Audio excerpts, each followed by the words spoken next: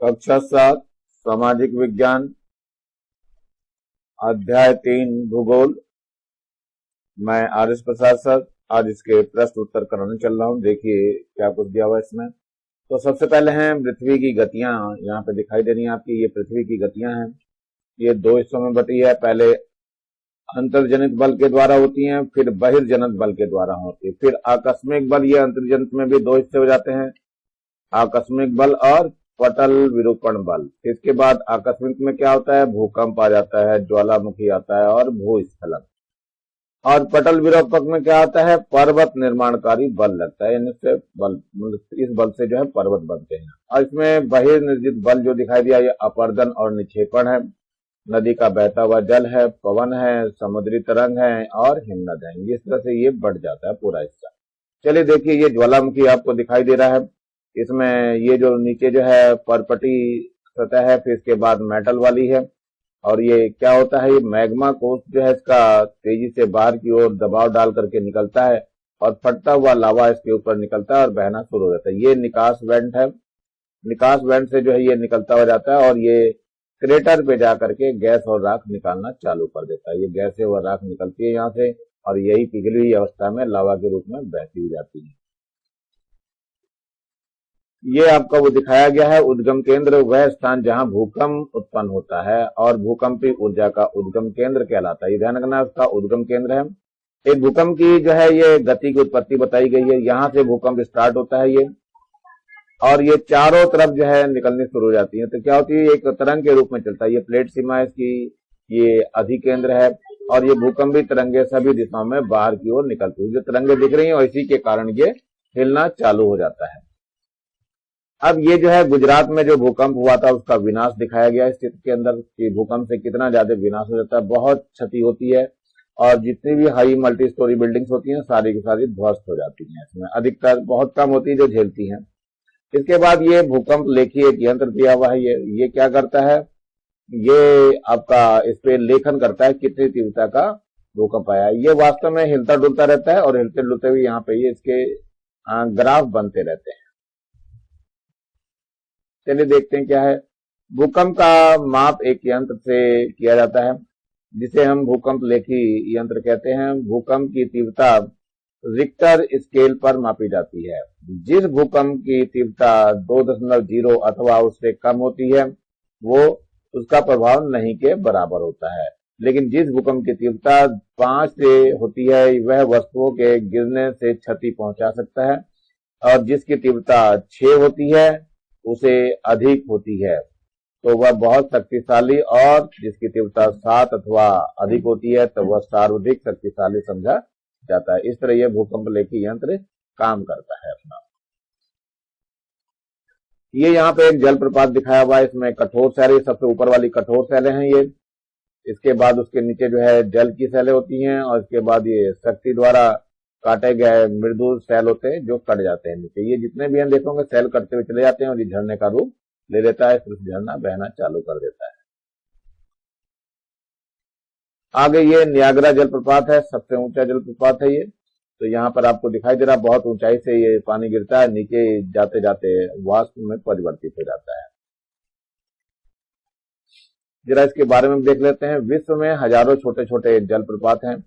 सबसे ऊंचा जलप्रपात दक्षिण अमेरिका के वेनेजुएला का एंजल जलप्रपात है। अन्य जलप्रपात उत्तरी अमेरिका में कनाडा तथा संयुक्त राज्य अमेरिका की सीमा पर स्थित नियाग्रा जलप्रपात है, और अफ्रीका में जाम्बिया एवं जिम्बाब्वे की सीमा पर स्थित विक्टोरिया जलप्रपात है। ये नियाग्रा जलप्रपात दिखाया गया है।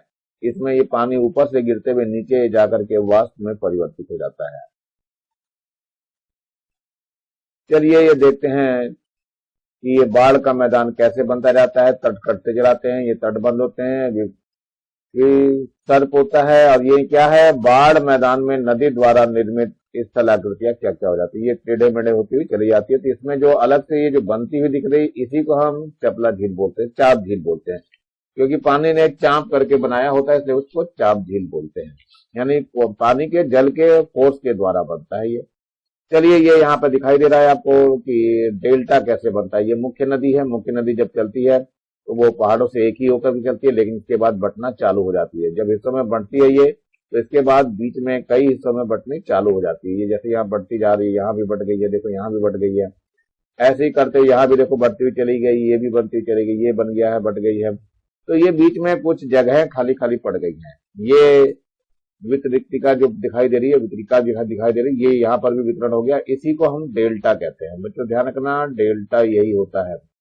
और ये बहुत उपजाऊ मिट्टी होती है, यहाँ पर खेती बहुत बढ़िया होती है। ये सब डेल्टा बने हुए दिखाई देते हो, समुद्र के अंदर दिखाई दे रहे हैं, इन पर खेती बहुत बढ़िया होती है। चलिए ये देखते हैं, कुछ और भी इस तरह की घटनाएं होती हैं। समुद्री तरंगों द्वारा निर्मित स्थलाकृतियां क्या होती हैं? जैसे समुद्री गुफा बन जाती है, पानी टकरा टकरा करके ये जगह टूट जाती हैं और इसमें आने जाने का मार्ग बन जाता है।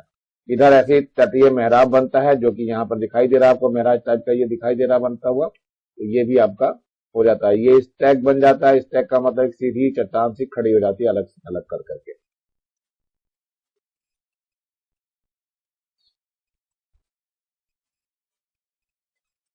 ये है हिमनद। हिमनद का मतलब कि बर्फ पिघलती है पहाड़ों से। ये पहाड़ों पे बर्फ है, बर्फ पिघलती है, पिघल करके एक नदी का रूप धारण कर लेती है धीरे धीरे करके। जो गंगा नदी है वो इसी तरह से बनती हुई आई है। अगला आ रहा है बालू के टीले दिखाई दे रहे हैं आपको। ये रेगिस्तान का ही दिखाई दे रहा है। जो रेगिस्तान को सारे जो है ये टीले आपस में बदलते रहते हैं। मतलब जैसी आंधी आती है, तूफान आता है, जो भी है, तो एक टीला हट करके दूसरी तरफ चला जाता है। केवल इसमें रेती रहती थी, उसी में ये ऊंट बहुत इसमें कार्यकर साबित होता है इसमें चलने के लिए, इसलिए हम इसको जहाज मानते हैं, रेगिस्तान का जहाज माना जाता है। चलिए इसमें देखते हैं थोड़ा सा और। जो बल पृथ्वी के आंतरिक भाग में घटित होते हैं उन्हें अंतर्जनित बल कहते हैं। ध्यान रखना बच्चों, से अंतर्जनित बल कहते हैं, इस बल को याद रखना है। जो बल पृथ्वी की सतह पर उत्पन्न होते हैं उन्हें बहिर्जनित बल कहते हैं, यानी कि उसकी सतह पर उत्पन्न होने वाले पर क्या कहते हैं? बहिर्जनित बल कहते हैं। भू परपटी के नीचे वह स्थान जहां कंपन प्रारंभ होता है उसे उद्गम केंद्र कहते हैं। उसका नाम क्या है? उद्गम केंद्र, इसको याद रखना है। सबसे ऊंचा जलप्रपात दक्षिण अमेरिका के वेनेजुएला का एंजल जलप्रपात है। ये ध्यान रखना, एंजल जलप्रपात है, नियाग्रा का नहीं है, ध्यान रखना, ये एंजल का है।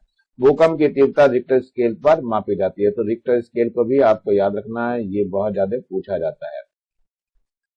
चलते हैं थोड़े प्रश्न उत्तर की तरफ। जो है नंबर 1 है, इनमें से कौन सी समुद्री तरंग की विशेषता नहीं है? तो सैल जो है इसकी विशेषता नहीं है, तो यही आंसर होगा। किनारा और समुद्र की गुफा, ये तो है विशेषता। नंबर 2 है, हिमनद का निक्षेपण विशेषता क्या है? तो हिमनद की विशेषता क्या है? हिमोर का बनना होता है। नंबर ग है, पृथ्वी की आकस्मिक गतियों के कारण कौन सी घटना घटती है? तो ये ज्वालामुखी घटती है। तो नंबर घ है, छत्रक शैलें पाई जाती हैं। छत्रक शैलें कहाँ पाई जाती हैं? रेगिस्तान में पाई जाती हैं, तो याद रखना है इसको। यह है चाप झील, यहाँ पाई जाती है। कहाँ पाई जाती है चाप झील? वो भी हमें बताना है।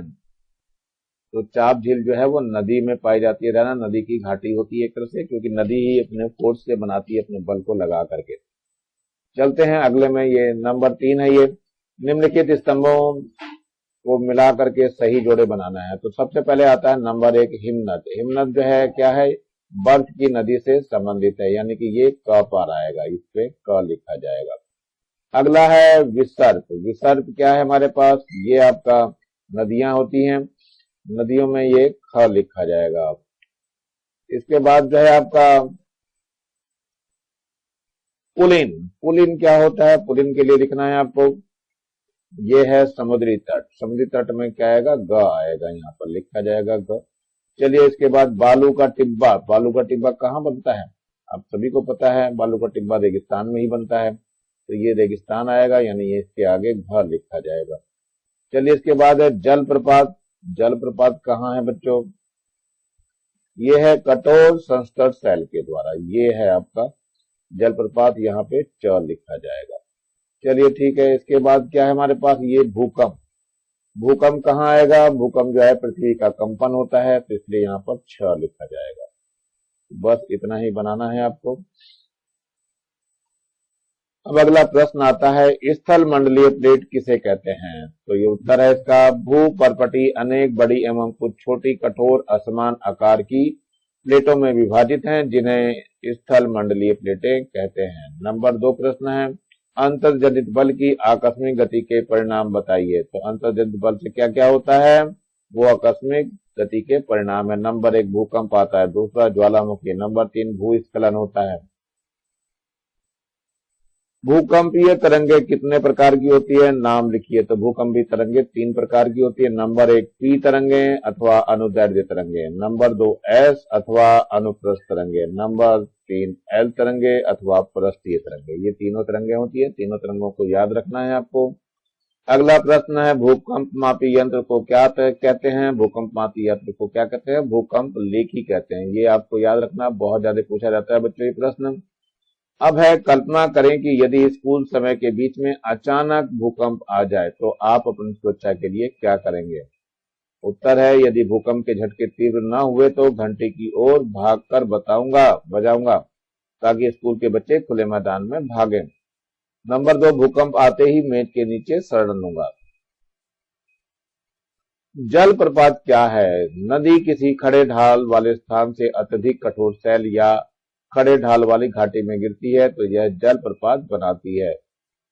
समुद्री तरंगों द्वारा निर्मित स्थलाकृतियों के नाम लिखिए। तो समुद्री तरंगों द्वारा निर्मित स्थलाकृतियां क्या है, समुद्री गुफा है, तटीय मेहराब है, स्टैक है और समुद्री भृगु है, ये सब आदि हैं। विश्व की कुछ नदियों के नाम बताइए जो डेल्टा का निर्माण करती हैं। डेल्टा मैंने बताया था, समुद्र से गिरने से पहले नदियां कई हिस्सों में बढ़ जाती है तो उसके बीच के भाग को हम डेल्टा कहते हैं। तो यह है विश्व की नदियां, डेल्टा का निर्माण कौन कौन सी करती है। पहले है मिसिसिपी, दूसरी है वांगो नदी, नंबर 3 है नील नदी और नंबर 4 है सिंधु नदी आदि। प्लेटें क्यों घूमती हैं, तो यह है उत्तर पृथ्वी के अंदर पिघले हुए मैग्मा में होने वाली गति के कारण प्लेटें घूमती हैं। नंबर अगला है, बहिर्जनित एवं अंतर्जनित बल क्या है। ये मैंने पहले बताया था, जो बल पृथ्वी की सतह पर उत्पन्न होते हैं उन्हें बहिर्जनित बल एक्सोजेनेटिक फोर्स कहते हैं। जो बल पृथ्वी के आंतरिक भाग में घटित होते हैं उन्हें हम अंतर्जनित बल कहते हैं, एंडोजेनिक फोर्स कहते हैं। अपर्दन क्या है, उत्तर इसका भूदृश्य पर जल, पवन एवं हिम जैसे विभिन्न घटकों के द्वारा होने वाले क्षय को हम अपर्दन कहते हैं। बाढ़ग्रस्त मैदान का निर्माण कैसे होता है, उत्तर नदी अपने तटों से बाहर बहने लगती है। फलस्वरूप क्या होता है, निकटवर्ती क्षेत्रों में बाढ़ आ जाती है और तटों के निकटवर्ती क्षेत्रों में महीन मिट्टी एवं अन्य पदार्थ का निक्षेपण करती है। इसी में समतल उपजाऊ बाढ़ग्रस्त मैदान का निर्माण होता है जहां बहुत अच्छी खेती होती है। बालू का टिब्बा क्या है, पवन चलने पर अपने आप रेत एक स्थान से दूसरे स्थान पर पहुंचती है। जब पवन का बहाव रुकता है तो ये रेत गिरकर छोटी पहाड़ी बनती है, उसे ही बालू टिब्बा कहते हैं। समुद्री पुलिन का निर्माण कैसे होता है, समुद्री किनारों पर अवसाद जमा होकर समुद्री पुलिन का निर्माण करती है। चाप झील क्या है, जब नदी मैदानी क्षेत्र में प्रवेश करती है तो वह मोड़दार मार्ग पर बहने लगती है। अपर्दन व निक्षेपण की क्रिया के फलस्वरूप मोड़दार नदी के तट कट जाते हैं और एक अलग झील बन जाती है जिसे चाप झील कहते हैं। कुछ सेल छत्रक के आकार में होते हैं। उत्तर है, आप छत्रक के आकार के सेल देख सकते हैं जिन्हें छत्रक सेल कहते हैं, क्योंकि पवन सेल के ऊपरी भाग की अपेक्षा निचले भाग को आसानी से काटती है, इसलिए ऐसी सेल के आधार संकीर्ण एवं शीर्ष विस्तृत होते हैं। बाढ़ग्रस्त मैदान बहुत उपजाऊ होते हैं, क्यों, इसका कारण बताना है। बाढ़ के कारण नदी के तटों के निकटवर्ती क्षेत्रों में महीन मिट्टी एवं अन्य पदार्थों का निक्षेपण होता है। ऐसी मिट्टी एक पदार्थ को अवसाद कहते हैं जो कि काफी उपजाऊ होते हैं। समुद्री गुफा स्टैक के रूप में परिवर्तित हो जाती है, कैसे होती है बताना है। समुद्री गुफाओं के बड़े हो जाने पर इनमें केवल छत ही बचती है। लगातार अपर्दन छत को भी तोड़ देता है और केवल दीवारें बचती है। इन आकृतियों को स्टैक कहते हैं और यही कारण है कि समुद्री गुफा स्टैक के रूप में परिवर्तित हो जाती है। भूकंप के दौरान इमारतें गिरती हैं। उत्तर है, भूकंप के दौरान कंपन तरंगों के रूप में बाहर की ओर गमन करता है। धरातल धरातल कंपित होने लगता है, जिसके फलस्वरूप पृथ्वी की सतह पर बनी इमारतें हिलने लगती हैं और गिरने लगती है। ये कुछ चित्र दिए हुए हैं और इसमें स्थलाकृति है और प्रकार है, इसका बताना है। अपर्दन का, निक्षेपण का अथवा दोनों है। तो ये सब चीजें पहले देखते हैं। ये जलप्रपात आपको दिखाई दे रहा है ये चित्र में, ये जलप्रपात है। यहाँ पे जलप्रपात लिखना है और यहाँ पर क्या लिखना है, अपर्दन के कारण होता है ये। दूसरा यहाँ पे चित्र दिख रहा है, इसको विसर्प बोलते हैं। सर्प की भांति पे चल रहा है ये, और ये किसके कारण होता है, अपर्दन व निक्षेपण के कारण होता है। और ये बाढ़ग्रस्त मैदान दिखाई दे रहा है, इसको बाढ़ग्रस्त मैदान बोलते हैं, और ये किसके कारण होता है, निक्षेपण के कारण होता है। तो बच्चों ये लेसन यहीं पर समाप्त हो रहा है। नीचे आपको लाल रंग का एक बटन दिखाई दे रहा है, इसे दबा के सब्सक्राइब कर लेंगे और मेरे चैनल को लाइक करेंगे, कमेंट जरूर करेंगे कि कैसा आप लोगों को लग रहा है मेरा पढ़ाना। अगर और कोई संशोधन की गुंजाइश हो तो उसको मुझे बताएंगे, मैं कोशिश करूंगा और अच्छा बना करके देने की। और मेरे चैनल को ज्यादा से ज्यादा लोगों में शेयर करेंगे, जिससे ज्यादा बच्चों को फायदा हो सके और अपनी कॉपी कंप्लीट कर सके। और बेल आइकन को भी दबा लेंगे, जिससे कि मैं जो भी नया वीडियो डालूं उसका नोटिफिकेशन आपको मिल सके। Thank you, have a nice day. इसी के साथ मैं RS प्रसाद सर आज का वीडियो यहीं समाप्त करता हूं। मिलता हूं फिर अगले वीडियो में अगले समय पर। Thank you, have a nice day. देखते रहिए मेरे चैनल को।